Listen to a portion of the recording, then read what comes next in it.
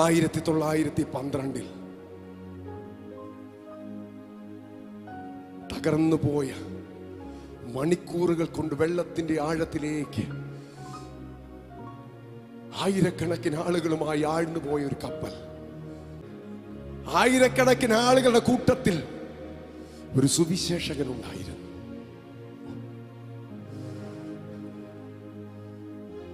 John Harper.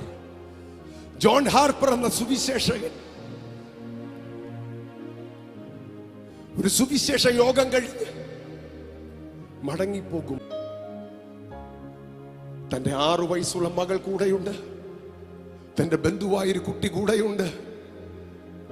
സന്തോഷത്തോടെ തന്റെ നാട്ടിലേക്ക് മടങ്ങുമ്പോ രാത്രി 11 മണിയായപ്പോ അറിയിപ്പ് വന്നു, ലൈഫ് ബോട്ടുകളിലേക്ക് കയറുക, നമ്മുടെ കപ്പലിന് പ്രശ്നം സംഭവിച്ചിരിക്കുന്നു.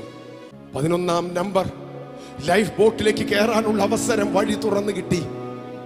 പ്രിയപ്പെട്ട സഹോദരനെ, ജോൺ ഹാർപ്പർ തന്റെ മകളെ, തന്റെ പ്രിയപ്പെട്ട ബന്ധുവിനെ ആ ലൈഫ് ബോട്ടിലേക്ക് കയറ്റി വിട്ടിട്ട് ക്യാബിൻ ക്രൂവിനോട് പറഞ്ഞു, മറ്റൊരാൾക്ക് എനിക്ക് പകരം കയറാൻ പറ്റുമോ?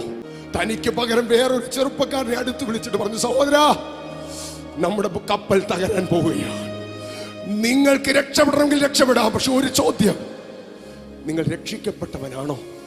നിങ്ങൾ യേശുവിനെ വിശ്വസിക്കുന്നവനാണോ? ആ വാക്ക് പറഞ്ഞിട്ട് തനിക്ക് പകരം ആ കപ്പലിലേക്ക്, ലൈഫ് ബോട്ടിലേക്ക് കയറ്റി വിട്ടു. 4 വർഷത്തിന് ശേഷം 1916 കാനഡയിൽ വെച്ചൊരു മീറ്റിംഗ് നടന്നു. ആ മീറ്റിംഗ് ടൈറ്റാനിക്കിൽ നിന്ന് രക്ഷപ്പെട്ട ആളുകളുടെ ഒരു മീറ്റിംഗ് ആയിരുന്നു. മീറ്റിംഗ് കൂടിയ സമയത്ത് ഒരു ചെറുപ്പക്കാരൻ മുൻപിൽ വന്ന് കണ്ണീരോടെ പറഞ്ഞു, ഇന്ന് ഞാനിവിടെ നിൽക്കാൻ കാര്യം എന്നോട് സുവിശേഷം പറഞ്ഞ ആ പ്രിയപ്പെട്ട ജോൺ ഹാർപ്പർ ആണ്.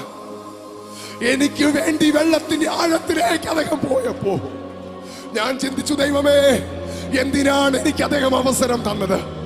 എനിക്കൊരു ദിവസം പിടികിട്ടി, ഞാൻ യേശുവിനെ അറിയാതെ ആ വെള്ളത്തിലേക്ക് ആണ്ടുപോയിരുന്നെങ്കിൽ നരകത്തിയിലേക്ക് ഞാൻ പോയേനെ.